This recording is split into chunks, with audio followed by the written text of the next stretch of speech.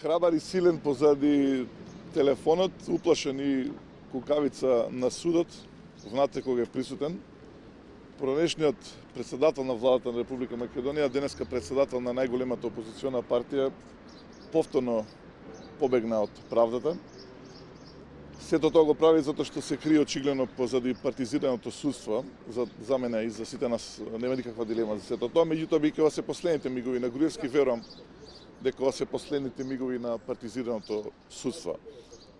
Ова судење е доказ дека тој секогаш нарачува насилство и линч врз политичките противници, особено врз оние кои што губи на избори. Исто така е доказ дека не е вистина тоа што кажа во јавноста, дека никогаш не е повикал на насилство, бидејќи може јавноста јасно да се увери за тоа каков всушност е Никола Груевски. Сепак се надевам дека правдата ќе победи, се надевам дека ќе биде осуден и он и сите оние кои што му помагаат во овие злодела, затоа што без санкционирање на ова злодело не можеме се надеваме да излеземе од кризата во која што се наоѓа Република Македонија. Се уште верувам дека ќе бидат осудени тие кои што ги вршат овие насилства, затоа што 10 години цела декада се наоѓаме под терор кој што ги организира и кој што го спроведе Никола Груевски и неговите соработници. Дали има некои прашања? Овде сте во улога на оштетен вие и уште колку имени од општината? Има голем број на советници, голем број на оние кои што беа таму да не заштитат. Меѓутоа очигледно дека се прават сите процедури, трикови процедурални за да се одложи судењето. Следното е закажано крајот на јуни, со што јасно се гледа дека се одбегнува судењето, меѓутоа верувам дека се повеќе се скратува рокот на бегање од одговорноста, бидејќи доаѓа промена во Република Македонија.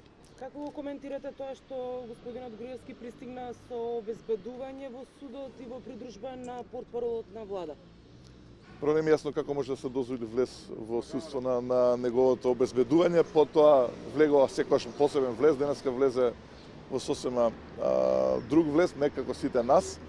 Тоа е едно демонстрирање на сила, демонстрирање на тоа дека се уште влада и така натаму во Република Македонија, но за мене е демонстрација на страв.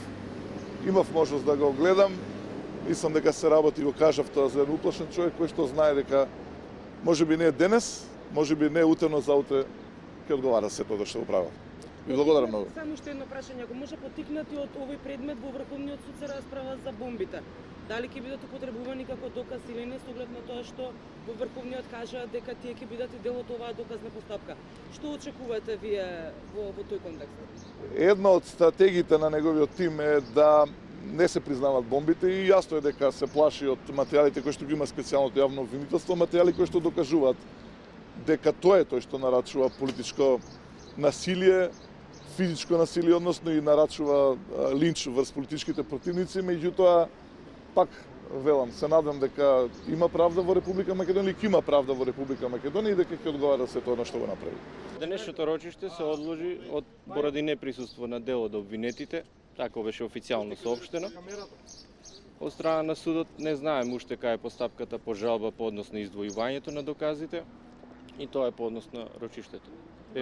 Повлечена ли обвинителката пред тај одобрение? Не.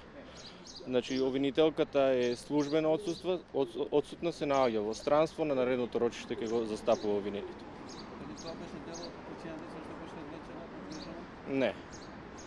Се одложи заради тоа што не присуствуваа дел од обвинетите, а причините поради кои не присуствуваа никој не ги соопшти. Како ги толкувате оправдувањето на Михајлова, кое што се уште ви нема доставено аудио записите од првото рочиште со нејзиното денешно образложение дека приватна си е камерата?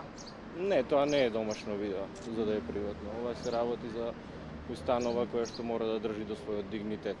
И тоа во законот е предвидено кои рочишта се снимаат и на кој начин тоа се прави. Како ги коментирате само на прашање во основа на Врховен ќе се разгледува повторно за бомбите, дали да бидат доказ или не во одредена постапка, кажаа дека во оваа постапка се предвидени. Не би можел сега да ги коментирам ставот на судиите на Врховен суд. Сепак мислам дека тоа е највисока инстанца во Република Македонија и дека на крај ќе дојдат до заклучокот до кој што и ние.